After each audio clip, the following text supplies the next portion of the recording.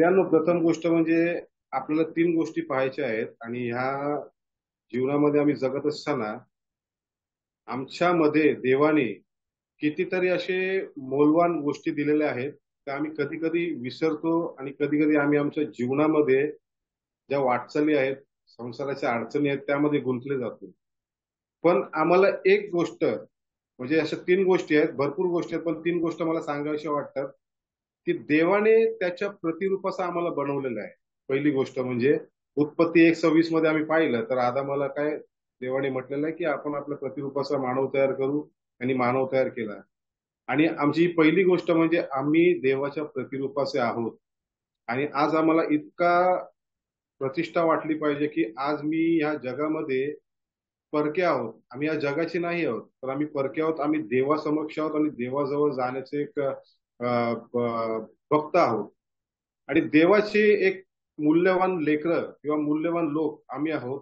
आणि देवाच्या प्रतिरूपाचा असल्या कारणाने आम्हाला आमची डिग्निटी म्हणजे आमची प्रतिष्ठा ही कायम ठेवली पाहिजे. आणि देवाने दिलेला आशीर्वाद हा पक्का धरून ठेवला पाहिजे. आम्ही कधी कधी या धावपळीमध्ये देवाने दिलेले आशीर्वाद आमच्यापासून दूर जातात का, तर आम्ही देवाकडे दुर्लक्ष करून आम्ही काय करतो की जगाच्या रहाटीप्रमाणे किंवा जगामध्ये जसं चाललंय त्याप्रमाणे मी जातो. पण एक गोष्ट लक्षात ठेवा की आम्हाला सफर किंवा आम्हाला प्रवास जगाचा नाही, तर आम्हाला प्रवास कोणता करायचा आहे, त्या जगापासून ते स्वर्गापर्यंत. म्हणजे आम्ही या जगामध्ये आलोत करा, देवाने आम्हाला पाठवलेलं आहे. आणि देवाने आम्हाला पाठवलेला उद्देश आम्ही जर देवाला प्रश्न केला तर देवाचा एकच उद्देश आहे की तो या जगामध्ये तुला मी ठेवलेला आहे आणि तो या जगामध्ये माझा आणि माझाच तू काय गौरव कर. तुझ्या मुखाने तुझा भले तू जगी जगामध्ये संसारात अडकलेला असशील किंवा संसारात गुंतलेला असशील, पण त्यातून पण तू माझी सेवा कर, तू माझी काय आराधना कर, तू माझं स्तवन कर. आणि आमच्याद्वारे इतरांना देखील देवाने काय केलेलं आहे की त्या देवाने आपल्याजवळ बोलवलेलं आहे. आणि आम्हाला एक चांगली सुंदर ऑपॉर्च्युनिटी भेटलेली आहे, ती म्हणजे काय की देवाने आमच्यावर भार सोपवलेला आहे की मी तुम्हाला ह्या जगात ठेवलेलं आहे का, की कोणाचा नाश व्हावा अशी त्याची इच्छा नाहीये. जर कोणाला माहित नाहीये वचन किंवा कोणाला देवाचं वचन माहित नाही, येशू ख्रिस्त कोण आहे माहित नाहीये, तर आम्हाला एक भार आहे तो, किंवा आम्हाला एक ते ओझा आहे की आम्ही त्या व्यक्तीला देवाचं वचन सांगून त्या मृत्यूच्या मार्गापासून, सैतानाच्या मार्गापासून वळवून त्या देवाच्या राज्यात आणणं. म्हणून आमचं एक उत्तम उदाहरण आम्ही देवाच्या प्रतिरूपाचे आहोत आणि देवाच्या भंडारात आमची बहुमूल्य रत्न आम्ही आहोत, देवाच्या भंडारातले. आणि इतका आम्ही अभिमानाने बोलू शकतो की आज मी जर येशू ख्रिस्ताला स्वीकारलेलं आहे, तर आज मी देवाच्या भंडारातील एक मूल्यवान रत्न आहे. आणि म्हणून आम्हाला स्वतःला सांभाळलं पाहिजे, स्वतःला जपलं पाहिजे या जगापासून. रोमकारास पत्र पहिला ते पहिल्या वचनामध्ये लिहिलेलं आहे काय की देवाची ग्रहणीय इच्छा आहे काय ती समजून घ्या. तुम्ही जगापासून जगामध्ये समरूप होऊ नका. आणि आज आम्हाला एक गोष्ट आहे की रोमकारास पत्र 8:19 असं लिहिलं की पुत्राच्या प्रतिमेप्रमाणे बनावे म्हणून आगाऊच तुम्हाला नेमले आहे. म्हणजे आम्ही इतके धन्यवादित लोक आहोत की इफिसकारास पत्र पहिला ते चौथ्या वचन मध्ये पण असं लिहिलेलं आहे की जगाच्या स्थापनेपूर्वी तुम्हाला नेमलेलं आहे. का नेमलेलं आहे? कारण त्याच्या समक्षतेत आम्ही पवित्र व निर्दोष असावे म्हणून. आज ही पहिली गोष्ट आहे की देवाने आम्हाला त्याच्या प्रतिरूपाचे बनवले आहे. दुसरी म्हणजे सुंदर मौल्यवान गोष्ट म्हणजे काय की तुम्हाला आणि मला मोल देऊन विकत घेतलेलं आहे, मोल देऊन. आता हे मोल काय दिलेलं आहे, तर त्या अगोदर आपण एक गोष्ट पाहू. मत्ते शुभवर्तमान याचा 27 अध्याय आणि याचं 8वं वचन. मत्ते 27 8वं वचन हे सर्वांना ठाऊक आहे आणि सर्वांची परिचित आहे की येशू ख्रिस्ताला जेव्हा यहूदा इस्कारियोतने 30 रुपयाला विकलं, तेव्हा यहूदा इस्कारियोत त्या मुख्य याचकांकडे आणि त्या वडिलांकडे परत आला. आणि त्याने त्यांना काय म्हटले की हे 30 रुपये घ्या आणि मी निर्दोष निष्कलंक जीवाला देऊन पाप केले आहे. तर ते घेत नाहीत, ते म्हणतात तू तुझंच बघ. आणि तो काय करतो, ते पैसे मंदिरात फेकतो आणि गळफास घेतो. आणि हे मोल म्हणजे कसलं मोल होतं, तर येशू ख्रिस्ताला विकण्याचं मोल होतं, 30 रुपये घेतलेले. पण जेव्हा ते याजक ते 30 रुपये घेतात, तेव्हा ते दान भंडारात न टाकता, कारण त्यांना ते ठीक नाही वाटलं, ते न टाकता ते काय करतात, ते कुंभाराचं शेत विकत घेतात, कुंभाराचं शेत. त्या ठिकाणी प्रियानो शेतं भरपूर होती, पण त्यांनी ते कुंभाराचं शेत घेण्याचा एक मागचा उद्देश म्हणजे काय की कुंभार हा मातीशी निगडीत आहे किंवा मातीशी संबंधित आहे. आणि त्यावेळी त्या यहूदा इस्करियोतने आमच्या प्रभू येशूच्या रक्ताचं मोल मातीमोल केलेलं, मातीमोल. आणि इतकं वाईट वाटतं वचन वाचताना पण, की त्या येशू ख्रिस्ताला 30 रुपयाला विकून काय त्याचा फायदा झाला, काय त्याचं हे झालं, पण त्यांनी ते पूर्णपणे मातीमोल केलं. पण आम्ही आज बघतो तेच येशू ख्रिस्ताचं रक्त, सर्वश्रेष्ठ रक्त, त्या रक्ताने तुम्हाला आणि मला विकत घेतलेलं आहे. म्हणून तुम्ही आणि मी काय मोलवान आहोत. तिथे याचकांनी पैसे अजिबात घेतले नाही, दान कोशात टाकले नाही, त्यांनी डायरेक्ट कुंभाराचं शेत विकत घेतलं. आणि रक्ताची किंमत काय हे आम्ही जाणतो प्रियांनो.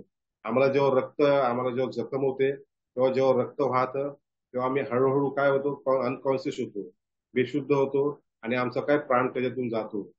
पण आम्ही जर दाबून धरलं तर काय ते रक्त आमच्या आतमध्ये येतं, आणि ते जीवन म्हणजे रक्तात जीवन आहे. आणि ते जीवन त्या येशू ख्रिस्तांनी तुम्हाला आणि मला दिलेलं आहे. तुम्हाला आणि मला त्यांनी काय त्या मौलवान रक्ताने विकत घेतलेलं आहे. आम्ही प्रगटीकरण आपण वाचूया 5वा अध्याय 9वं वचन. प्रगटीकरण 5वा अध्याय 9व्या वचनामध्ये असं लिहिलेलं आहे.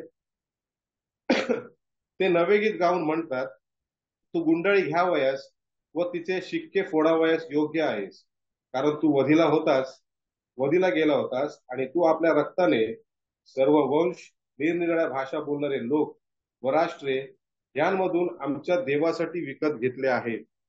आज आम्ही पूर्णपणे परके होतो, पूर्णपणे दूरचे होतो, पण ते येशू ख्रिस्ताच्या रक्ताने आज ते स्वर्गाचे वडील, हे कोण बोलत आहेत माहित आहे का? 4 प्राण्यांनी स्वर्गाचे, ते 12 प्रेषित आहेत, ते लोक बोलत आहेत. 12 वडील बोलत आहेत, 24 वडील ते बोलत आहेत, की तू सर्व वंश आणि निरनिराळ्या भाषा बोलणारे लोक आणि राष्ट्रे यांना विकत घेतलेलं आहेस.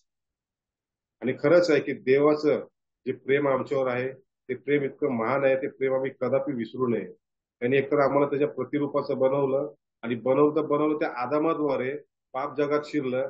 ते पाप आपल्या प्रत्येकाच्या शरीरामध्ये आहे, प्रत्येकाच्या अंतर्यामात आहे पाप. आणि खरंच आहे तो येशू ख्रिस्त, दुसरा आदाम जो स्वर्गातून आला, त्याने पूर्णपणे आपलं मौल्यवान रक्त वाहून त्या रक्ताद्वारे आम्हाला शुद्ध केलेलं आहे. पण जो कोणी त्या येशू ख्रिस्तावर विश्वास ठेवतो तोच शुद्धीकरणास पात्र आहे. कारण बघा, जो पहिला आदाम होता तो जमिनीतून आला, तो मातीतून आला, आणि त्याने आम्हाला पुन्हा मातीत टाकला.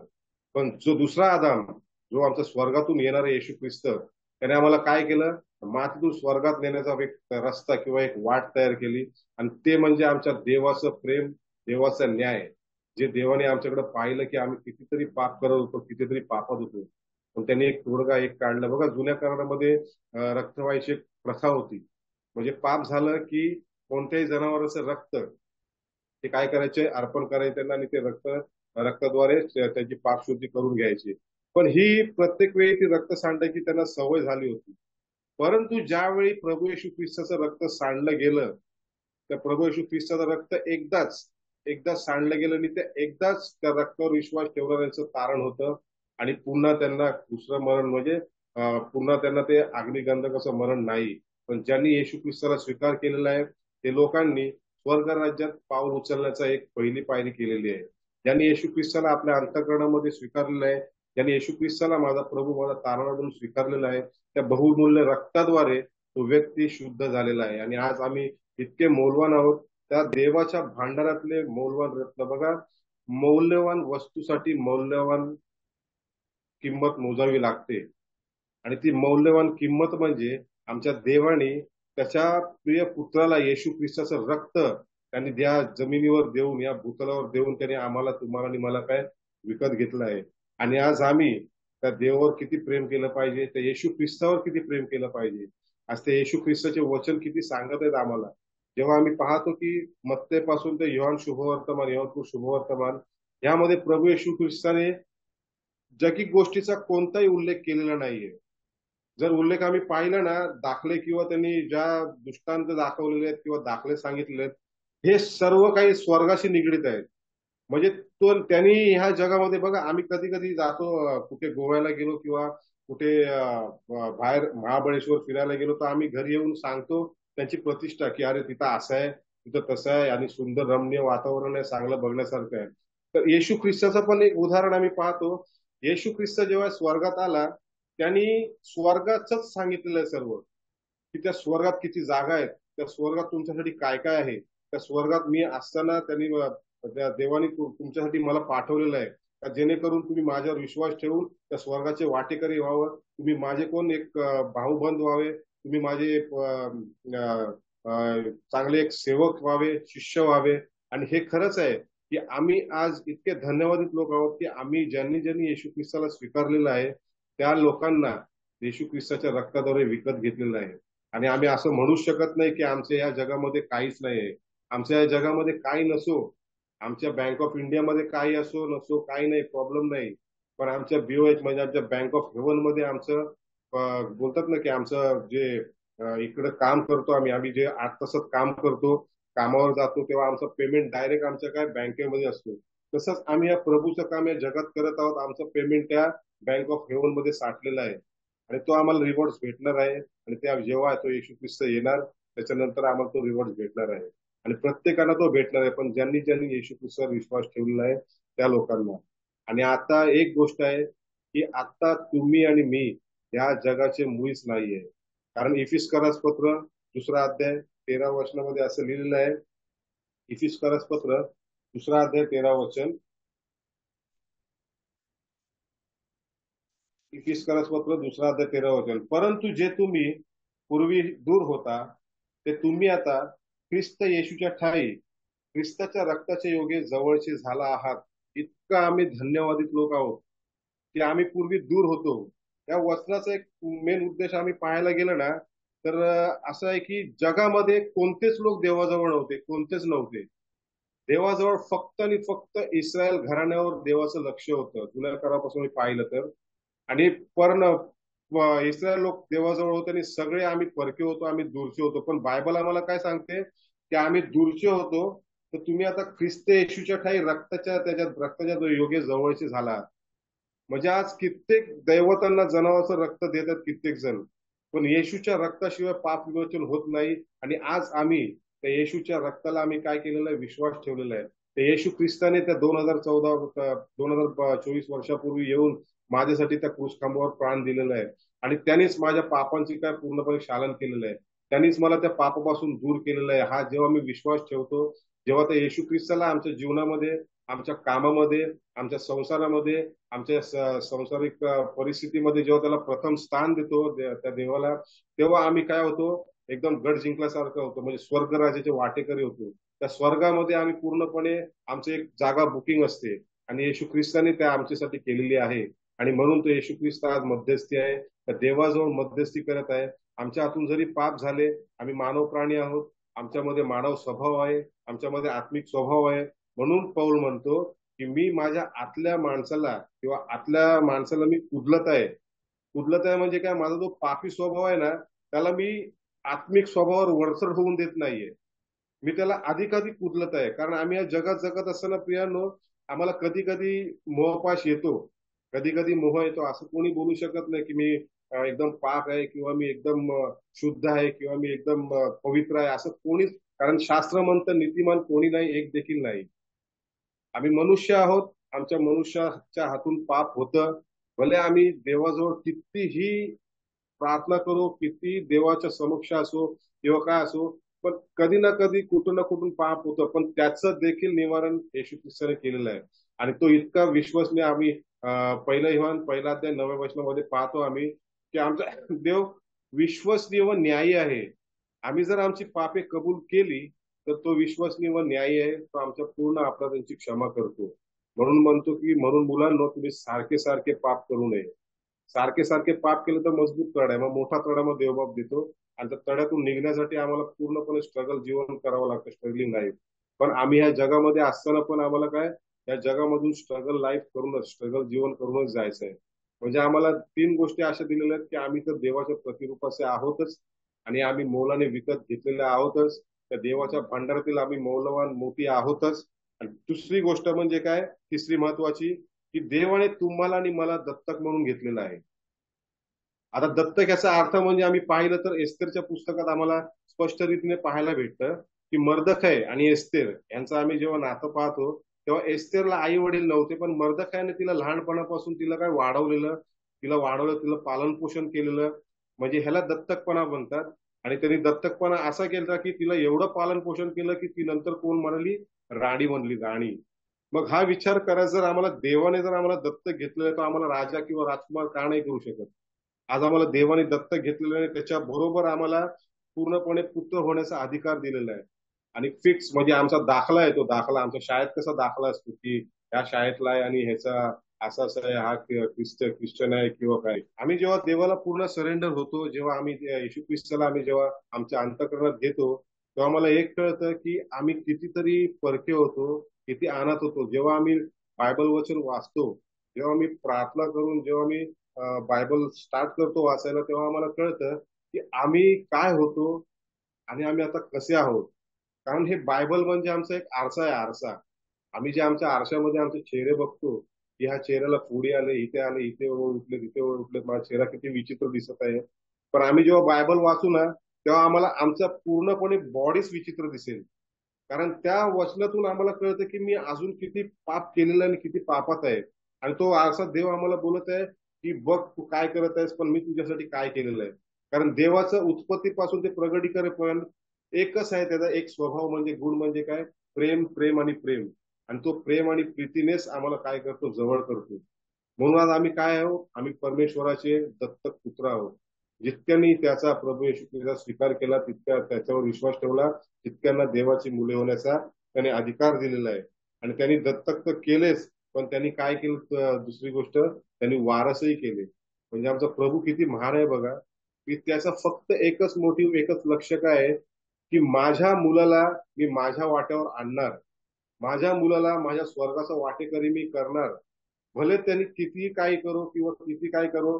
बघा प्रियांनो, एक गोष्ट सांगायची आहे की जेव्हा आम्ही आमच्या प्रभू जवळ जेव्हा आम्ही जातो किंवा आम्ही प्रभू जवळ जेव्हा आम्ही अधिकाधिक पूर्ण एकदम जीवानिशी जातो ना, की प्रार्थना करून त्याचं वचन वाचून आणि त्याच्या मार्गातच चालून त्याच्या मार्गातच पुढे आम्ही जातो, तेव्हा एक कधी पण लक्षात ठेव, एक आम्हाला ना कधी कधी असं येतं की काही ना काही थोडेफार अडथळे येतात. तर कधी कधी आम्हाला असं वाटतं की मी काय चुकत आहे का किंवा काय करत आहे का. पण एक गोष्ट आहे की सैतानाकडून परीक्षा आणि देवाकडून परीक्षा, हे आम्ही जाणलं पाहिजे. आणि हे आम्हाला जाण फक्त या वचनाद्वारेच मिळते. कारण बघा, देवाकडून परीक्षा होती ती कुठली होती, अब्रामाची परीक्षा होती, इसाकाला तू अर्पण कर म्हणून. आणि सैतानाकडून परीक्षा होती ती इयोबाची आम्ही पाहतो, की इयोबाने आणि त्या देवाने त्याला पूर्णपणे मुभा दिलेली. पण एक आहे, सैतान परीक्षा जर घेतो आमची, तर आमच्या जीवाला तो स्पर्श करू शकत नाही. कारण तो अधिकार देवाने त्याला दिलेला नाहीये. देव म्हणत असेल त्याला की तू कर त्याची, पण त्यातून पण आम्ही काय करायचं आहे, त्या वचनाद्वारे आम्हाला समजून घ्यायचं आहे की ही परीक्षा कोणती आहे. आणि त्या वचनाद्वारे देवबाप आम्हाला दाखवतोच की तू या वचनामध्ये राहा, आणि आम्हाला त्या परीक्षेतून पार व्हायचं आहे.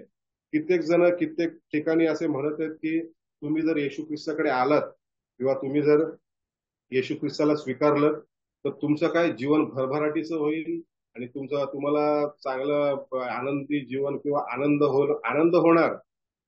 पण असंही शिकवायला पाहिजे की तुम्हाला तकलीफ मधून जावं लागेल, तुम्हाला त्या दुःखातून जावं लागेल. कारण येशू ख्रिस्तानी जेव्हा स्वर्गातून आला खाली, तेव्हा त्यांनी चांगला आनंदी जीवन कधी जगलं नाही. त्यांनी देवाचं स्वर्गाचं सर्व काही सांगितलं, सर्व काही ओतून दिलं. त्याला दगडमार करायला टपलेले, त्याला मारायला टपलेले, त्याला ढकलून देण्याला टपलेले. पण शेवटी वधस्तंभावर तो आमच्यासाठी तो मेला गेला. पण त्याचं एकच उदाहरण, की आम्ही त्या देवाजवळ जावं, तो रस्ताचा तो मार्ग जो आहे तो त्यांनी ओपन करून ठेवला. आणि आज आम्हाला एकच आहे की आमच्या जीवनामध्ये कष्ट, त्रास, संकट येणार. आम्ही प्रेषितांची कृत्यामध्ये पौलाचे संकट वाचले, तर कितीतरी महाभयंकर आहे. त्याचे जबडे फोडण्यात आले, काय काय त्याला कितीतरी त्रासातून जावं लागलं. आणि त्या यहूदा इस्कारियोतने आमच्या प्रभू येशू ख्रिस्ताचं रक्त मातीमोल केलं, पण त्या 11 प्रेषितांनी काय केलं, त्याचं रक्त उच्च केलं. आणि पूर्णपणे मरेपर्यंत ते विश्वासू राहिले. आणि अशी अशी मौत, अशी असं मरण त्यांना भेटलेलं आहे की त्यांचं रक्ताचे बदला तो देवबाप घेणार. आणि ते नंतर आम्ही पाहतो की प्रत्येक प्रभूच्या भक्ताचं मरण हे किती अमूल आहे, ते आम्ही शास्त्रामध्ये वाचतो. आणि म्हणून एक शेवटचं उदाहरण आपण पाहूया. रोमकरास पत्र याचा 8 अध्याय 16 वचन. रोमकरास पत्र याचा 8 अध्याय 16 वचन. तो आत्मा स्वतः आपल्या आत्म्याबरोबर साक्ष देतो की आपण देवाची मुले आहोत. आणि जर मुले तर वारीसही आहोत, म्हणजे देवाचे वारीस, ख्रिस्ताबरोबर सोबतीचे वारीस असे आहोत. आपल्याला त्याच्याबरोबर गौरव प्राप्त व्हावे, म्हणून त्याच्याबरोबर जर दुःख भोगीत असलो तरच. इथे एक अट आहे, वारीसदार पण आम्ही आहोत आणि आम्हाला सोबतीचे वारीस पण केलेले आहेत. पण काय, दुःख भोगत असलं तरच. आज आम्हाला या जीवनामध्ये जगत असताना आम्ही जेव्हा जगत आहोत तर आम्हाला एक आहे की आम्हाला भरपूर स्ट्रगलिंग लाईफ करायचं आहे. आम्ही पाहतो उदाहरण, योसेफाचं उदाहरण पाहतो, दाविदाचं उदाहरण पाहतो आणि असे भरपूर एलियाचं उदाहरण पाहतो की त्यांनी आपल्या जीवनामध्ये स्ट्रगलिंग जीवन जगलेलं आहे. त्या स्ट्रगलिंग जीवनामध्ये, त्या संकटाच्या जीवनामध्ये देवाने त्यांना कितीतरी आशीर्वाद दिलेला आहे. ते पापात पडायचे, पुन्हा सावरायचे, का तर पश्चातापी अंतःकरणाने यायचे. खोट्या खोट्या नाही, पण खऱ्या अंतःकरणाने, पश्चातापी अंतःकरणाने. दाविदाचे कितीतरी 4-5 नुकसान झालेले मोठमोठे, भरपूर नुकसान आहे, पण 4-5 मोठमोठे नुकसान, ते भरपूर नुकसान त्यांनी परत रिकव्हर केले. ते का रिकव्हर केले? कारण देवाच्या समक्ष त्यांनी पूर्णपणे आपल्याला लीन केलं, आपल्याला तुच्छ केलं. म्हणजे तू वाढ, तू बडे मैं घटू. आणि आज आमच्या जीवनामध्ये पण तसंच आहे. आम्हाला आज देवाने वारीस केलेलं आहे. 3 गोष्टी आम्ही पाहिल्यात की देवाने आम्हाला त्याच्या प्रतिरूपाचं बनवलेलं आहे. देवाने आम्हाला मोल देऊन विकत घेतलेलं आहे आणि आम्ही आज देवाच्या भंडारातले मौल्यवान रत्न आहोत. आणि त्या मौल्यवान रत्नासाठीच मौल्यवान रक्त त्या देवाने आम्हाला या जगामध्ये येशू ख्रिस्ताद्वारे दिलेलं आहे आणि त्याच्याद्वारेच आम्हाला काय त्या स्वर्ग राज्याचे वारीस बनवलेलं आहे. आणि आज आम्हाला त्यांनी दत्तक घेतलेलं आहे. आणि आज आम्ही देवाला धन्यवाद देऊ की आज आम्ही सर्वजण, तुम्ही आणि मी जण, ज्यांनी ज्यांनी येशू ख्रिस्ताला स्वीकार केलेला आहे, येशू ख्रिस्ताला आपल्या जीवनामध्ये, आपल्या अंतःकरणामध्ये माझा प्रभू, माझा तारणा म्हणून स्वीकारलेला आहे, ते सर्वजण त्या प्रभूचे, त्या स्वर्गाचे वाटेकरी आहोत आणि स्वर्गाचे नागरिकत्व त्यांच्या माते आणि त्यांच्या रिवॉर्ड्स ते वर देव काय करत आहे, साठवत आहे. म्हणून या आपण त्या देवाला धन्यवाद देऊया.